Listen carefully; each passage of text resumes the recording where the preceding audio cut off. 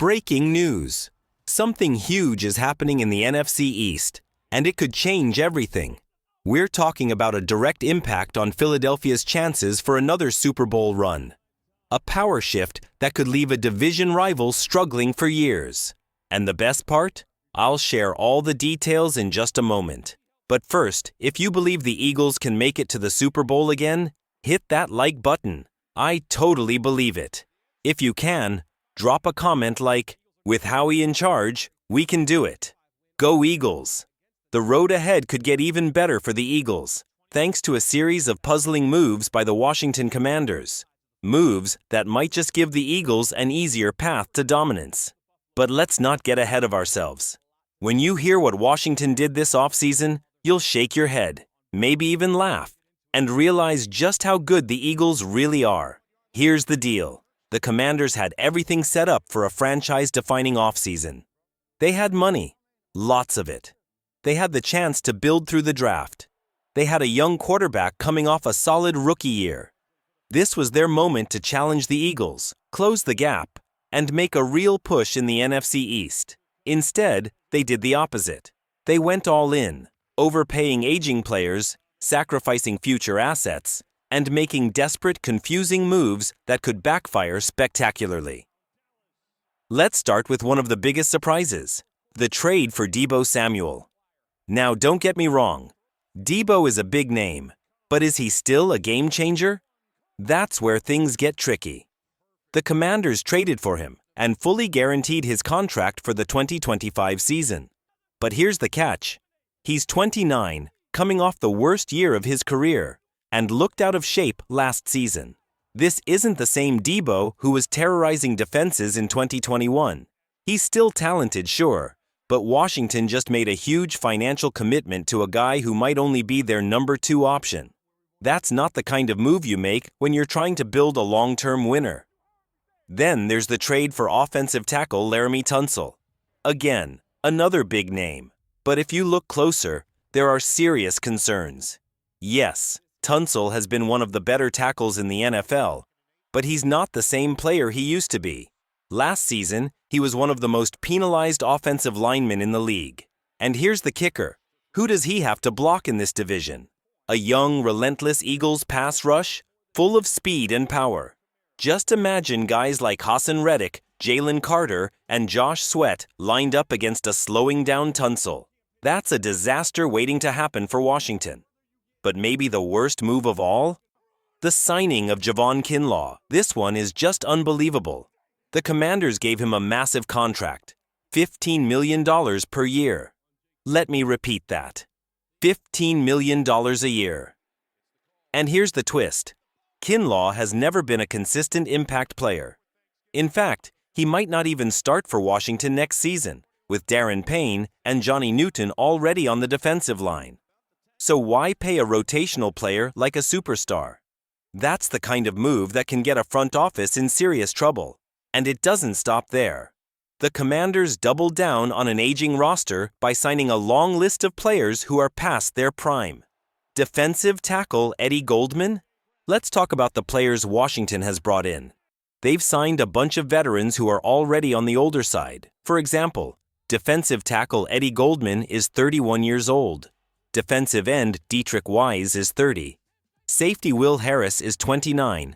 And cornerback Jonathan Jones is 31. In total, Washington has signed, traded for, or re-signed 12 players who are 30 or older, with another 7 players turning 30 before the Super Bowl. Now let's compare that to the Eagles. Philly has done the exact opposite. They've focused on keeping their roster young, letting overpriced veterans go, and building through the draft. Speaking of the draft, here's where things get even better for the Eagles. Over the next 2 years, they have an incredible 21 draft picks, including 11 picks in the first 4 rounds. That's a treasure trove of talent waiting to be developed. On the other hand, Washington has just 10 picks total in the next 2 drafts. This means the Eagles have more picks in the first 4 rounds alone than the Commanders have in total. That's not just a small advantage, it's huge. While the Eagles continue to stack young talent and prepare for both the present and the future, Washington is risking their long-term success for a short-term gamble that looks like it could fail. And that's where the real impact comes in. Washington was supposed to be one of the biggest threats to the Eagles in the NFC East. But when you break down their moves, it's hard to see them actually closing the gap. Instead, it looks like they're setting themselves up to struggle, not just this season, but for years to come. Now, I've got to ask you, Eagles fans, what do you think? Is Washington making the right moves, or are they setting themselves up for disaster? Are they really a threat to the Birds, or are they just making it easier for Philly to run the division for the foreseeable future? Let me know your thoughts in the comments. But here's where things get really interesting, Eagles fans. The Commanders aren't just making questionable decisions in free agency. Their entire team-building strategy is completely out of sync with what works in today's NFL. When you compare their approach to what the Eagles are doing, it's like night and day. Right now, the Eagles are operating like a well-oiled machine. Every move is calculated, every contract is structured to keep flexibility, and every draft pick is used to ensure both short-term and long-term success. They're thinking years ahead. Meanwhile, the Commanders are throwing money at aging players, trading away draft picks, and making desperate signings that seem more about making headlines than actually improving the team. And that's what should really excite Eagles fans. When a division rival starts making these kinds of mistakes, it opens the door for Philly to dominate even more. The Commanders are playing a dangerous game. Let's talk numbers. Washington has spent a ton of money this offseason, but have they actually improved? Not really. In fact, you could argue that they've gotten worse in some areas. They overpaid for multiple players who are past their prime and traded away future draft assets for win-now moves that may not even help them win now. They failed to address key weaknesses and instead opted for splashy, high-risk moves. And here's the biggest issue of all. They don't have the draft capital to fix these mistakes. As we mentioned earlier, the Commanders have just 10 picks total over the next 2 years. That's barely half of what the Eagles have. And when you look at where those picks are positioned, they don't have nearly as many high-value selections. The Eagles, on the other hand, they're stacked with 21 picks over the next 2 drafts.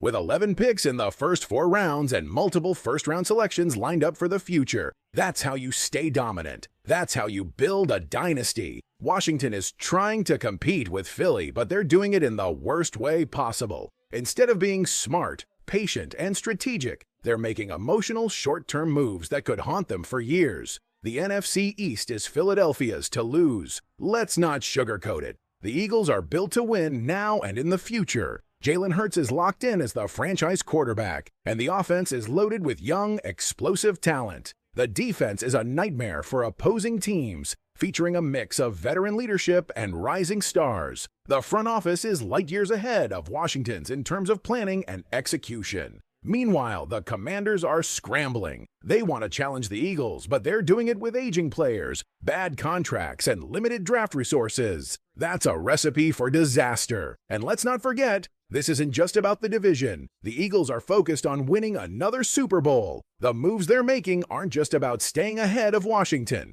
They're about staying ahead of everyone. Washington, they're just trying to keep up. Based on their decisions this offseason, it doesn't look like they'll be able to. So what's next? The Eagles are in a golden position right now. They've got the talent, the coaching, the draft picks, and the long-term plan to be dominant for years to come.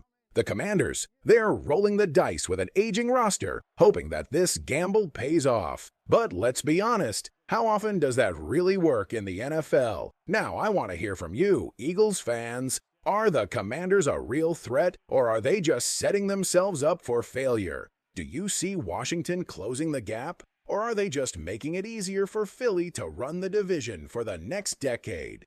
Drop your thoughts in the comments and hit that like button if you love seeing Washington make mistakes. Go Eagles!